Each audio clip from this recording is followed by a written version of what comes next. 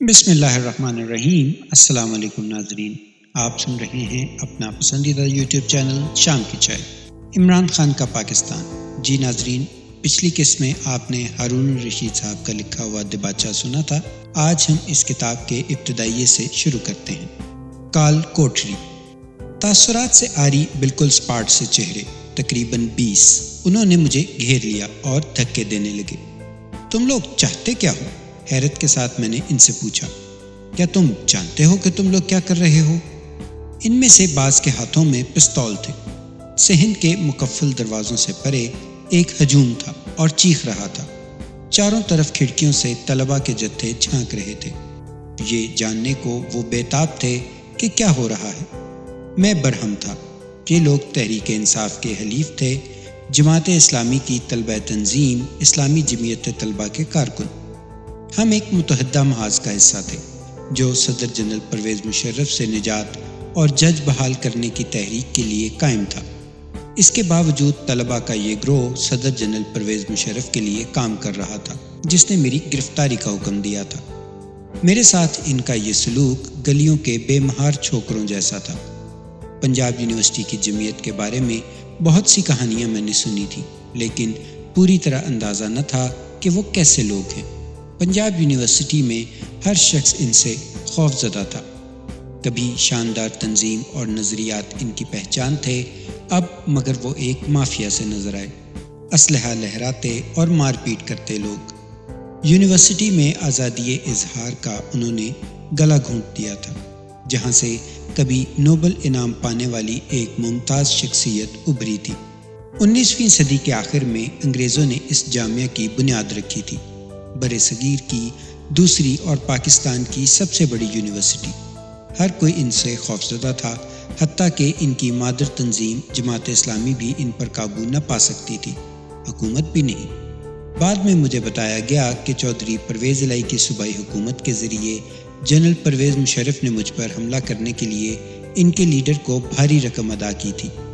میں جانتا تھا کہ یونیورسٹی میں پولیس مجھے گرفتار کر کے رہے گی، چنانچہ گزشتہ شام ہی خاموشی سے میں کیمپس میں داخل ہو گیا۔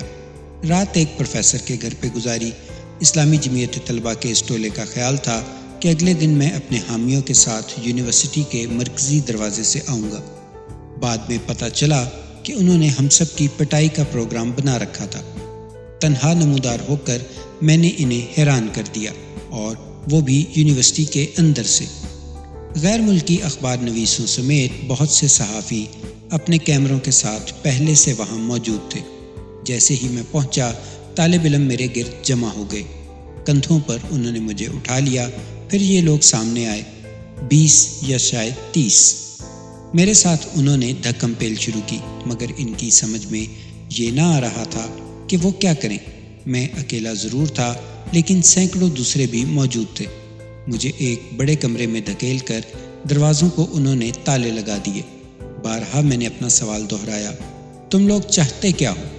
اعتراض ان کا یہ تھا کہ میں ان سے پوچھے بغیر یونیورسٹی میں داخل کیوں ہوا۔ میں نے کہا، اس لیے کہ یونیورسٹی تمہاری ملکیت نہیں۔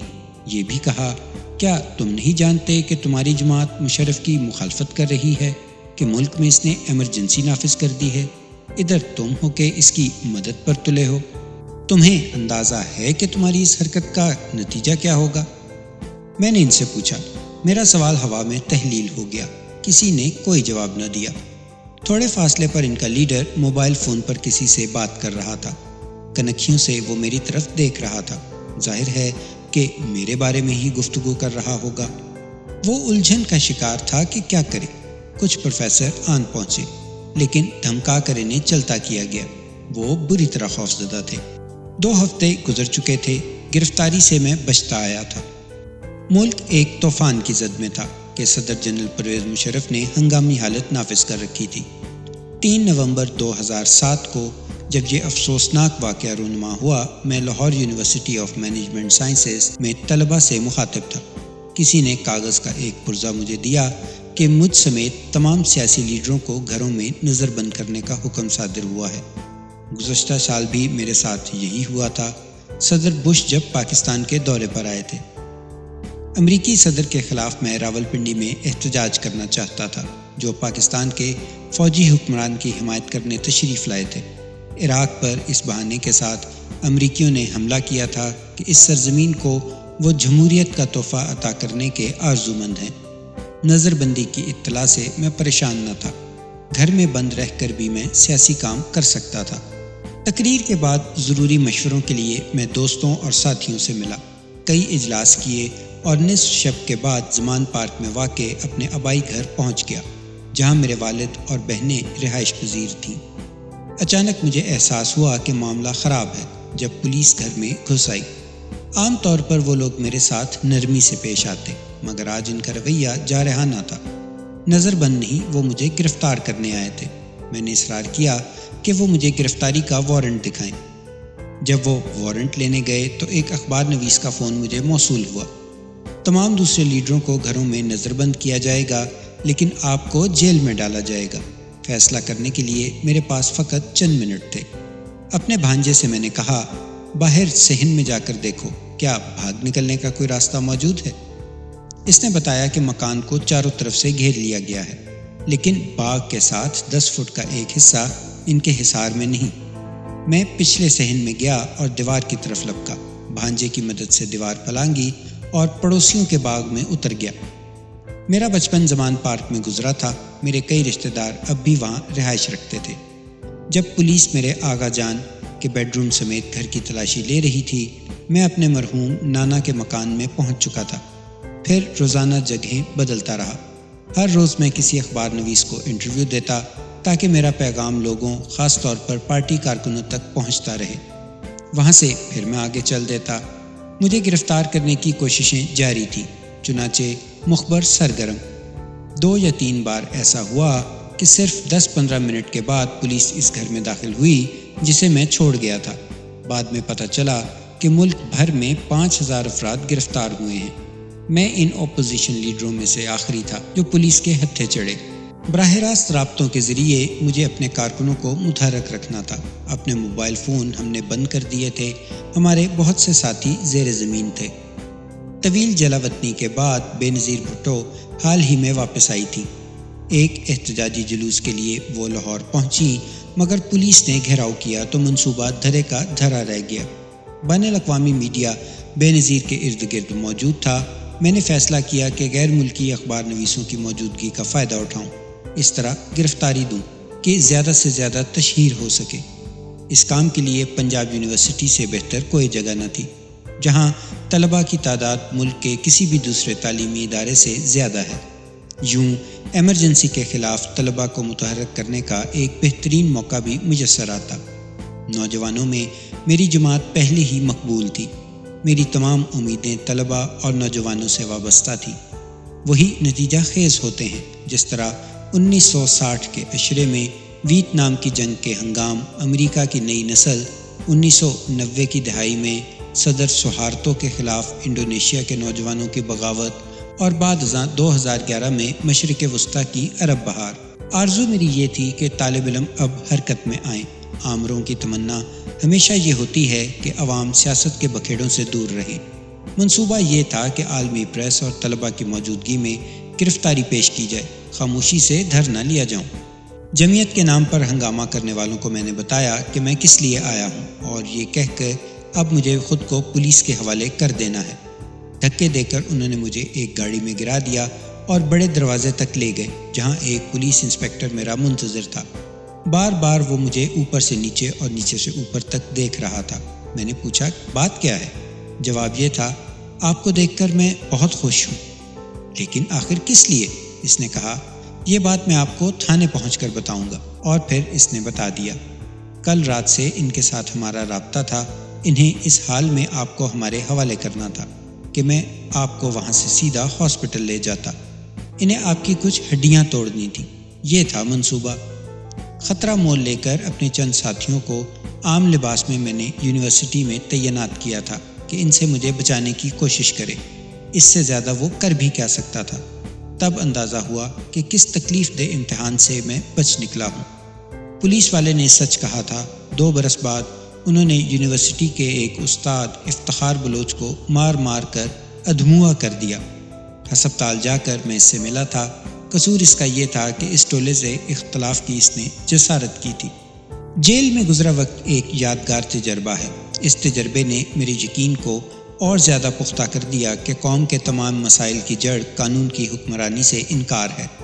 پولیس والوں سے بات چیت کے بعد مجھے ایک اور تھانے پہنچا دیا گیا۔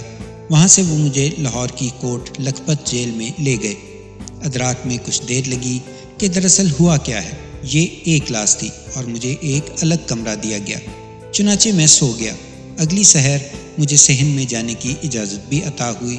جیل کا عملہ محبت سے پیش آیا اور بتاتا رہا کہ باہر کی دنیا میں کیا برپا ہے۔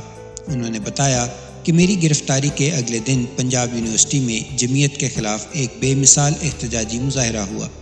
30 سال میں پہلی بار یونیورسٹی میں یہ لوگ پسپا ہوئے۔ اگرچہ بعد ازاں انہوں نے کچھ رسوخ پھر سے بڑھا لیا، اخبارات میں میرے ساتھ کیے جانے والے سلوک پر اکثر کالم نگاروں نے شدید احتجاج کیا اور جمعیت سے ہمدردی رکھنے والوں نے بھی ڈٹ کر ان کی مذمت کی۔ ان تحریروں پر مبنی 2 کتابیں بعد ازاں لاہور میں شائع ہوئیں۔ جماعت اسلامی کے امیر قاضی حسین احمد بھی اپنے قلم سے ان چھوکروں کی مذمت کرنے والوں میں شامل تھے۔ زمان پارک میں ایک چھوٹا سا انقلاب برپا ہو گیا۔ میری 80 برس کی خالہ نے تمام خواتین کو یکجا کیا کہ میری گرفتاری کے خلاف احتجاجی جلوس نکالیں۔ میرے قدامت پسند خاندان میں اپنی نوعیت کا یہ پہلا واقعہ تھا۔ اس کے بعد جو کچھ ہوا، پاکستان کی تاریخ میں اس کی بہت کم مثالیں ہوں گی۔ پرامن خواتین پر پولیس والے پل پڑے اور اٹھا کر انہیں گاڑیوں میں پھینکا۔ وہ جیل میں ڈال دی گئیں اور نصف شب کے بعد ہی انہیں رہائی مل سکی۔ یہ تھی جنرل پرویز مشرف کی روشن خیال اعتدال پسندی۔ زندان میں شام ہوتے ہی میرے کمرے کا دروازہ مقفل کر دیا گیا۔ دوسری رات 3 بجے جب میں گہری نیند سو رہا تھا، دروازہ کھٹاک سے کھلا۔ ایک پولیس افسر سامنے کھڑا تھا۔ نہایت بدتمیزی کے ساتھ اس نے کہا، اپنا سامان باندھ لو اور جانے کے لیے تیار ہو جاؤ۔ ایک ٹرک کے پچھلے حصے میں مجھے سوار کر دیا گیا۔ تاریک رات کے آخری پہر 9 گھنٹے تک میں لکڑی کے ایک بینچ پر بیٹھا رہا۔ ایک پتلا سا کمبل اور نومبر کی سحر میں بے چین کرتی یخ بستہ ہوائیں۔ 3 پولیس والے سامنے بیٹھے تھے۔ صبح سویرے چائے پینے کے لیے ہم رکے تو میں نے پوچھا کہ ہماری منزل کہاں ہے؟ ڈیرہ غازی خان، انہوں نے بتایا۔ اس طرح کی دور دراز جیلوں میں ان قیدیوں کو قید رکھا جاتا ہے جن کی توہین اور ہمت شکنی مقصود ہو۔ خیال گزرا کہ شاید جاوید ہاشمی اور خواجہ سعد رفیق کی طرح مجھے بھی وہ جسمانی اذیت سے دوچار کریں۔ سب سے بڑھ کر یہ کمینہ پن تھا جو مجھے اذیت دے رہا تھا۔ جب دوسرے لیڈر گھروں میں نظر بند تھے تو میرے لیے دور دراز کی ایک کال کوٹری کیوں؟ 30 سال سے میں قوم کے سامنے تھا اور سب جانتے تھے کہ میں کبھی کسی جرم کا مرتکب نہ ہوا، لیکن انہوں نے مجھے دہشت گردی کے جرم میں گرفتار کیا۔ سزا عمر قید یا موت، یہ توہین سے دوچار کرنے کی ایک شعوری کوشش تھی۔ کوٹ لکھپت والے تو ہمدرد اور مشفق تھے، ظاہر ہے کہ احکام اوپر سے آئے تھے۔ میں نے فقط 8 دن ہی زندان میں گزارے، لیکن وہ جو برسوں سے ان دیواروں کے پیچھے پڑے تھے، ان کے مقابل تو میں آزاد تھا، ایک شہزادے کی طرح آزاد۔ جیل گندی اور تنگ تھی۔ ایک کمرے میں 10 سے 15 قیدی ٹھنسے ہوئے۔ میرا کمرہ ہسپتال میں تھا، چھوٹا سا بستر اور گندا غسل خانہ، لیکن میرا کمرہ بہرحال الگ تھا۔ دن کے وقت مجھے صحن میں جانے کی اجازت دے دی جاتی، اگرچہ غروب آفتاب کے ساتھ ہی سلاخوں کے پیچھے نظر بند کر دیا جاتا۔ میں بہت کم کھانا کھاتا، اس لیے کہ میں ورزش نہ کر سکتا تھا اور خوراک بہت ہی خراب تھی۔ عمر بھر ورزش کی عادت رہی کہ جسم حرکت کی آرزو کرتا ہے۔ سب سے زیادہ تکلیف دہ بات یہ ہے کہ وقت کاٹے نہ کٹتا تھا۔ مجھے لگا کہ بوریت مجھے مار ڈالے گی۔ سحر جب وہ مجھے جگانے آتے اور میں دوسرے کمروں سے قیدیوں کے نکلنے کی آوازیں سنتا، بستر سے اٹھنے میں زیادہ سے زیادہ تاخیر کرتا کہ دن مختصر ہو۔ محسوس یہ ہوتا کہ بہت دیر بستر میں گزر گئی، لیکن گھڑی پر نگاہ ڈالتا تو ابھی 8 ہی بجے ہوتے۔ پھر میں باہر نکلتا اور صحن میں بیٹھا رہتا۔ شام ڈھل رہی ہوتی جب وہ میرے لیے ایک اخبار لے کر آتے۔ جب میں یہ گمان کر رہا ہوتا کہ بہت سا وقت گزر چکا ہوگا تو گھڑی یہ بتاتی کہ صرف 2 گھنٹے ہی بیتے ہیں۔ وقت کی بساط پر سوئیوں کی رفتار ایسی مدم تو کبھی نہ تھی۔ 4 دیواری کا نہیں، میں کھلی ہواؤں کا آدمی ہوں۔ جب میں کمسن تھا تب بھی گرمیوں کی نامہربان دوپہر میں بھی میری والدہ کے لیے مجھے گھر میں بند رکھنا مشکل ہوتا۔ 2005 سے میں اسلام آباد کے باہر ایک پہاڑی پر بنے فارم ہاؤس میں رہتا ہوں۔ اسے میں اپنی جنت کہتا ہوں۔ چاروں طرف پہاڑ، بے پناہ سبزہ، سامنے راول جھیل اور دور کوہ ہمالیہ کی بلند چوٹیاں۔ اپنے گھر میں سبزیاں اور پھل میں خود اگاتا ہوں۔ مرغیاں، گائے اور بھینس پال رکھی ہیں۔ جانوروں اور جنگلی پرندوں کے درمیان میں حیات کرتا ہوں۔ تیتر اور طوطے، گیدڑ اور مور، فاختائیں اور طرح طرح کی چڑیاں۔ اور اب میں اس چار دیواری کا قیدی تھا۔ جیل کے چھوٹے سے صحن میں جہاں میرا دن گزرتا، ایک ذرا سی گھاس تو تھی، لیکن شجر ایک بھی نہیں۔ میں سوچتا اور حیران ہوتا کہ کب تک یہاں پڑا رہوں گا، کب تک؟ سب سے بڑا مسئلہ یہ ہے کہ میں فارغ رہنا جانتا ہی نہیں۔ ایک بڑا ہسپتال چلاتا ہوں، میاں والی میں ایک یونیورسٹی اور سب سے بڑھ کر ایک سیاسی جماعت۔ میرے لیے تو 24 گھنٹے کا دن بھی کافی نہیں ہوتا، اور اب ایک لامتناہی ہی فراغت تھی۔ کوئی ویرانی سی ویرانی تھی زندان میں، مگر میں ایک نئے تجربے سے گزرا۔ قیدیوں کی کہانیاں میں نے سنی۔ خیبر پختونخوا سے تعلق رکھنے والے ایک قیدی کو میرا کمرہ صاف کرنے کے لیے بھیجا گیا۔ پتہ چلا کہ 6 برس سے جیل میں پڑا ہے۔ 16 برس کا کم سن تھا جب گرفتار ہوا اور اب 22 کا ہو چکا۔ وہ ایک خاندانی جھگڑے میں ملوث تھا جب اس نے بندوق لہرائی تھی۔ بس یہی کچھ۔ مقدمہ اگر چلا ہوتا تو اسے سال بھر کی سزا دی جاتی۔ خاندان غریب تھا اور وکیل کی فیس چکا نہ سکتا تھا۔ سماعت کی تاریخ آتی اور گزر جاتی، اسے عدالت نہ لے جایا جاتا۔ ڈپٹی انسپیکٹر جنرل سلیم اللہ خان کے مطابق جو مجھے ملنے آئے، یہ کوئی استثنائی مقدمہ نہ تھا۔ انہوں نے کہا، پاکستانی جیلوں میں پڑے 60% قیدی بے قصور ہیں، ان کا اصل جرم ان کی غربت ہے۔ بعد ازاں اخبارات میں نے مقدمات کا مطالعہ شروع کیا۔ کراچی میں ایک قیدی کو 9 سال بعد رہا کیا گیا جب وہ 29 برس کا ہو چکا تھا۔ گرفتار ہوا تو گھر میں اس کی بیوی تھی اور 1 سالہ بچہ۔ اس اثنا میں ان پر کیا گزری ہوگی۔ سندھ کی ایک جیل میں 3 اسیروں کو 22 برس بعد معصوم قرار دے کر رہا کیا گیا۔ لاہور کی کوٹ لکھپت جیل میں 15 سال ایک قیدی اس لیے پڑا رہا کہ اس کی فائل گم ہو گئی تھی۔ جیل کی زندگی کا یہ پہلو سب سے بڑھ کر میرے ذہن پر سوار ہوا۔ بیچارے خوفزدہ، بے یار و مددگار لوگ۔ ان میں سے بعض کے خلاف دائر مقدمے بالکل جھوٹے اور جعلی تھے۔ ملاقات کے لیے آنے والے رشتہ داروں سے جیل کے حکام رشوت وصول کرتے۔ جس کی جیب خالی ہو، اس سے وہ سلوک کیا جاتا جو میرا کمرہ صاف کرنے والے قیدی سے۔ عدالت میں پیش ہی نہ کیا جاتا۔ ملک کے سب سے بڑے چور پارلیمنٹ میں براجمان تھے، ایسے بھی کہ ان پر حفاظت کرنے والی پولیس مقرر تھی، سرکاری خرچے پر گاڑیوں میں سوار۔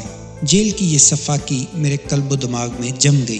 ناانصافی اور ظلم، ناگفتہ بے حالت اور ہر غریب انصاف سے محروم۔ 6 دن میں نے بھوک ہڑتال کا فیصلہ کیا کہ مشرف حکومت پر دباؤ ڈالا جا سکے۔ اب میرا احساس یہ ہے کہ میں نے غلطی کی۔ اگر دوبارہ وہی امتحان درپیش ہوا تو ہرگز میں ایسا نہ کروں گا۔ کم از کم پانی تو پیتا ہی رہوں گا۔ روزے رکھنے کا میں عادی ہوں، اور یہ کیسی شاندار عبادت ہے۔ یہی نہیں، صوم کی حالت میں ڈٹ کر ورزش بھی کرتا ہوں، لیکن مغربی افق پر سورج پھر ڈھل جاتا ہے اور آپ کھانے کے ساتھ انصاف کرتے ہیں۔ میں نے ادراک نہ کیا کہ پانی ترک کر کے کس تیزی سے آدمی کمزور ہوتا ہے۔ 2 ہی دن میں کمزوری اتنی ہو گئی کہ میں چل نہ سکتا تھا۔ بھوک ہڑتال کا اعلان کرنے کے بعد واپسی کا اب کوئی راستہ نہ تھا۔ شام کے 8 بجے تھے جب جیلر نمودار ہوا اور کہا، آپ آزاد ہیں۔ آہنی سلاخوں والے محیب دروازے سے میں باہر نکل آیا، قومی تاریخ کے سب سے بڑے طوفان میں داخل ہونے کے لیے۔ تو یہ تھی ناظرین آج کی قسط۔ امید ہے آپ کو پسند آئی ہوگی۔ عمران خان صاحب کی کہانی جاری ہے۔